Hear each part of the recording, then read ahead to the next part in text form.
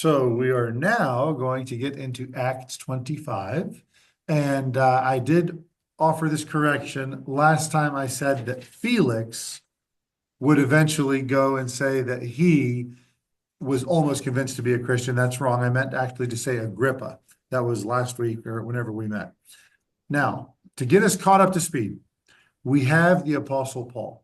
He has traveled all over Asia Minor, and he has started all these churches, and he has been spreading the gospel to a bunch of Gentiles because when he first tried to preach to the Jews, both at Jerusalem and elsewhere, they all were very angry with him. They refused to believe in him. They refused to believe in what he taught, which of course was that Jesus was killed, was buried, and rose again, and he did it all for the sins of the world. They would not accept it. And essentially, he eventually got frustrated and said, okay, you guys, your blood is on your own heads. I now go to the Gentiles where God has sent me. So he went out, he started all these churches, and his fame or infamy to the Jewish people began to rise because everywhere he went, he tried to preach to the Jews first. They would reject, then he would preach to the Gentiles. So the Jews in all these different areas hated him. And they would go from place to place to try to stop his work. And of course, word got back to Jerusalem. Well, Paul, he knew that God was calling him to go back to Jerusalem because Paul had big plans for him. And as we find out, his plan was for Paul to go to Rome and to preach Jesus, even to the capital of the known world, which was in Rome. So he had went back to Jerusalem. And when he got there, the church at Jerusalem, led by James, comes by and says, hey, we know that you're keeping the Jewish law, and we know that you're telling Jews they should keep the Jewish law. But we also know that's not where salvation comes from. Salvation is not by your works, but by faith in Jesus Christ, right? But he's like, just prove to the Jewish people, to the Jews that are here at the temple, that you are obeying Jewish law. You're not telling Jews to abandon it. You're just saying that's not where salvation comes from. So he goes through, he does a vow, he has an offering sacrificed for him, and he goes to the temple. And while he's there, the people, the Jews, they aren't convinced. Even though he's done all these things, they aren't convinced, and they're convinced he's still out there trying to break Jewish tradition. So they start a riot and they want to kill him. They start falsely accusing him of having snuck Gentiles into the temple, which was forbidden. So they want to get him killed. So they start to try, they kind of start this riot and they want to stone him right there on the spot. But of course, the Roman captain comes in, he takes Paul, he puts him in a safe place, he takes him back to the barracks essentially. And all of a sudden he says, okay, guys, what's the deal? He brings the high priest and the chief priests, and they all come and start to accuse Paul. And Paul's like, listen, let me answer them. And he tells them, what you're accusing me of is not true. And then he talks about how he preached to the Gentiles, and that's what caused everybody to be upset. So the chief of the Romans, or the captain of the Romans, he says, okay, guys, let's have a formal trial. Well, there's some people of the Jews who want to kill Paul. So what they do is they actually make a pact that if they can get Paul away from the barracks, away from the chief captain's protection, they're going to jump him and kill him. So they convince the chief priest, why don't you ask for Paul to come by for a little trial, a little interrogation, and then when he comes, we'll kill him. Well, Paul's nephew hears of the plot, and he tells Paul, and Paul sends him to the chief captain, and the chief captain, he actually sends a small army with Paul to take him to the governor, who was Felix at the time. So we get down, he gets down to Felix, and Felix holds a trial and invites the chief priests down. They come by, they accuse him, and Paul says, that's not true. This is actually what happened. So then Felix says, you know what? We'll talk more. We'll discuss this more. And he ends up keeping Paul in prison in Caesarea for 2 years. So Paul is now stuck for 2 years in this minimal security prison, waiting for his day of trial, which never came. The governor Felix actually gets replaced during all this with a man named Festus. And that's what brings us to chapter 25, verse 1. So in Acts 25, verse 1, it says, now when Festus came into the province, after 3 days, he ascended from Caesarea to Jerusalem. So 3 days into his rulership, he decided to go up to Jerusalem. Then the high priest and the chief of the Jews informed him against Paul and besought him and desired favor against him that he would send for him to Jerusalem, laying wait in the way to kill him. So notice here the high priest, he has not, for it's been 2 years since they last went and accused Paul. He's been in this prison, but he still has Paul's death. He wants Paul silenced or killed or both. That's his goal. And by the way, this isn't even the same high priest that Paul had encountered before. That high priest was actually assassinated. He was killed. So this is the next high priest. He still knows the hatred towards Paul and wants to see him dead. Now remember, there was those 40 men that were 40 some men. It was a little more than 40 men that wanted to kill Paul. And they said, we're not going to eat, we're not going to drink until we murder him. Well, obviously we're 2 years out now. So we assume they broke their vow and they actually did eat. But there are still other people, or maybe these same people, still wanting to see Paul dead. So they said, bring him over to Jerusalem. We'll take good care of him. Well, we know the reason they want him there, so they can kill him and get away with it. But Festus, verse 4, he says, but Festus answered that Paul should be kept in Caesarea. No, I'm not bringing him here. And that he himself would depart shortly thither.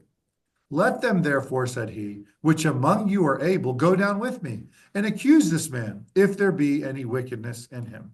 So this new governor, Festus, he invites the high priest. He's like, you guys, if you're so sure he's guilty, great, I'm willing to hear you. You come with me, but come to Caesarea. I'm not bringing him here, right? So essentially, he wants to hear Paul defend himself, but he wants to hear the accusations, because what they're looking for, and Festus isn't an idiot, he knows they're trying to get him killed. They think whatever he did is worthy of death.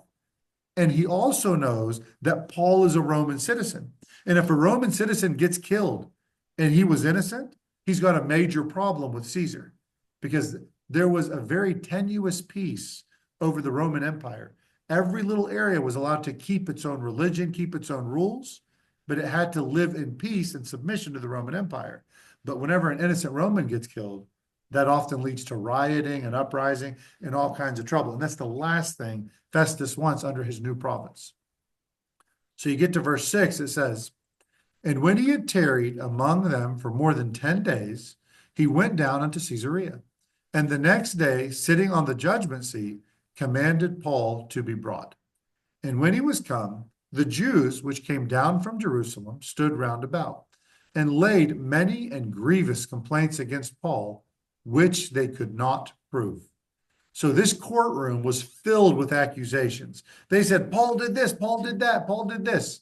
But there was no evidence for anything that was said. They couldn't bring any witnesses, only them versus Paul. It was his word versus their word, right? So there was no evidence of any of that.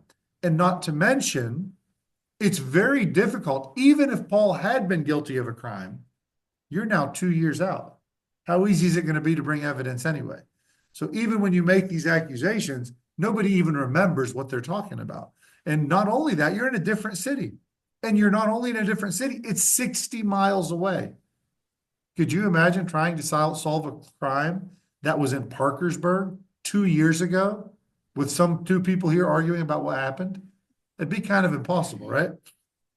So then you get to verse 8. It says, when he answered for himself, and this is what he said, neither against the law of the Jews, neither against the temple, nor yet against Caesar have I offended anything at all. So he said, I didn't break the Jewish law. I didn't do anything inappropriate in the temple, and I didn't do anything inappropriate against Caesar or Rome.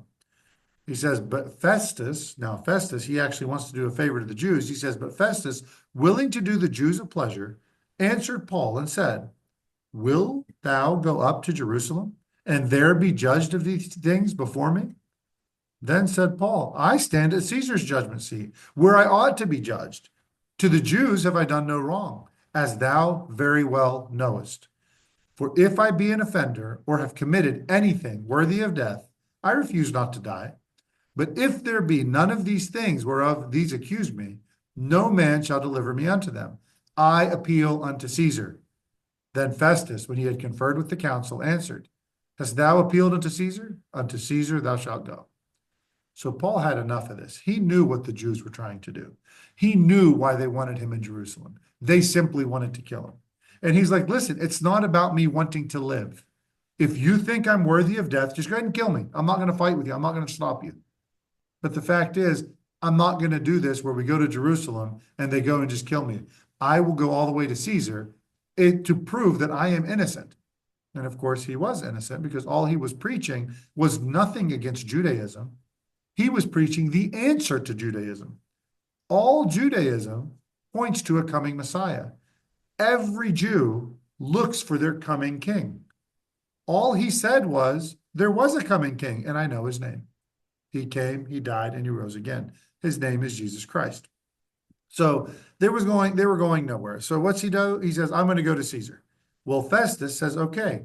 And by the way, once a Roman citizen appeals to Caesar, they have the right to go to Caesar. Now, it was a big deal to go to Caesar because if you're going to go to Caesar, you better have a darn good case. And that's why if you trouble Caesar, there's a good chance you die if you go before him and you're guilty. But he was appealing to go to Caesar. And remember, we don't have cars, we don't have airplanes. We do have boats, but they get shipwrecked a lot, as we'll soon see. So the point is, he has to go many miles to Rome. I mean, this is months and years long journey, and then wait for trial, which is many years beyond that. So he has just committed himself to 5 to 10 years of imprisonment just to get a trial with Caesar. Not some lighthearted thing you just do, right? But of course, God had big plans for him. So he's going to be transported to Rome, but before he goes, he gets to meet with one more person. And of course, it's going to be the local king. So now we get to verse 13. It says, and after certain days, King Agrippa and Bernice came unto Caesarea to salute Festus. And when they had been there many days, Festus declared Paul's cause unto the king, saying, there's a certain man left in bonds by Felix, about whom, when I was at Jerusalem, the chief priests and the elders of the Jews informed me, desiring to have judgment against them. To whom I answered, it is not the manner of the Romans to deliver any man to die, because that he which is accused have the accusers face to face, and have license to answer for himself concerning the crime laid against him. Therefore, when they have come hither, without any delay on the morrow, I sat on the judgment seat, and commanded the man to be brought forth. He's just recounting to Agrippa the trial he had had. He says in verse 18, against whom, when the accusers stood up, they brought none accusation of such things as I supposed. But he had certain questions against him of their own superstition, and of one Jesus, which was dead, whom Paul affirmed to be alive. So by the way, the only thing they accused Jesus of that was true was that he believed that Jesus had rose from the dead. That was the fact that he had actually said, yeah, no, I'm guilty of that one. I believe that one. So verse 20 and 21 says, and because I doubted of such manner of questions, I asked him whether he would go to Jerusalem and there be judged of these matters. But when Paul had appealed to be reserved unto the hearing of Augustus, I commanded him to be kept till I might send him to Caesar. So this is a pretty fascinating problem. What seemed to start out as a petty dispute based on religious disagreement, right? There was this different sects of the Jewish religion that were arguing, but all of a sudden it has to go all the way to Caesar. But Festus has a problem. He can't go and send this trial to Caesar without a good reason why he's sending it. Caesar's going to be like, are you kidding me? You sent me some disagreement between some local religions? He's going to be very upset. So he wants Agrippa to help him to figure out what to tell Caesar. I need your help is what he's saying. So King Agrippa, again, he's interested. He's like, well, this is very interesting because King Agrippa, he is very well versed in the Jewish laws and custom. King Agrippa, his name is actually Herod Agrippa. Herod Agrippa II. That makes him the grandson of King Herod, who killed a bunch of kids in Bethlehem. Why did he kill a bunch of kids in Bethlehem? Because the king of the Jews was born. That story wasn't lost on him. And all of a sudden, this man is talking about some guy that died and came back to life. And he was the Messiah, the king of the Jews. Well, that's very interesting to the grandson of the guy who tried to kill the king of the Jews and apparently failed. And that also means that he's the son of Herod Agrippa I, who killed the apostle James, and he imprisoned Peter. if we remember earlier in Acts. Now, the wife of Agrippa, her name is Bernice. She also is his sister, Herod Agrippa's sister. So he married his sister, okay, as weird as that is. And do you remember Felix, the previous governor? His wife was sister to Bernice, okay? Her name was Drusilla. Just to know, close family relations, we'll say that much. Maybe too close. So then we get to verse 22. It says, Then Agrippa said unto Festus, I would also hear the man myself. Agrippa wants to hear this for himself. He said, Tomorrow, said he, thou shalt hear him. And on the morrow, when Agrippa was come, and Bernice, his sister, with great pomp, was entered into the place of hearing, with the chief captains and principal men of the city, at Festus' commandment, Paul was brought forth. And Festus said, King Agrippa, and all men which are here present with us, you see this man, about whom all the multitude of the Jews have dealt with me, both at Jerusalem and also here, crying that he ought not to live any longer. But when I found that he had committed nothing worthy of death, and that he himself hath appealed to Augustus, I have determined to send him, of whom I have no certain thing to write unto my Lord. I got nothing to tell Caesar. Wherefore, I have brought him forth before you, and especially before you, O King Agrippa. He's like, I need your help, that after the examination had, I might have somewhat to write. For it seemeth to me unreasonable to send a prisoner, and not withal to signify the crimes laid against him. He's got a problem. He's asking the smartest, most important people in the city, including King Herod Agrippa, for their wisdom and their counsel to help him know what to tell Caesar as to why he's sending this guy to him. Okay? He cannot comprehend what the crime is of where he's sending Paul all the way to Rome at great cost. You got to send a whole detachment of soldiers to send a criminal to Rome. So it's a very big cost for them. So he's new at it, and he's hoping that because Agrippa had studied Jewish culture and law, he would know exactly what's going on. So he has this major issue because he doesn't want to look like a fool before Caesar, especially in his new governorship. Now, just as a spoiler alert, we won't do it tonight, but in the next chapter, we're going to find that Agrippa, he goes through it all, he looks at it, and you know what he finally gives Festus? He can't figure out what's going on either. So that's your spoiler alert. All right, and we'll stop here. Does anyone have any questions or comments on this before we take our 5-minute break? Oh, you're not going anywhere. Don't you go anywhere. We're going on after this, but we're gonna take a quick break for now. Okay, yes, Penny, go ahead. You said King Agrippa was Herod Agrippa, that's his name. Herod was the first name, and he is the grandson to the baby killing Herod, okay. right? And he is the son to the James killing Herod. Okay? Yep. All right. Well, we'll take a 5-minute break, guys, and then we'll pick up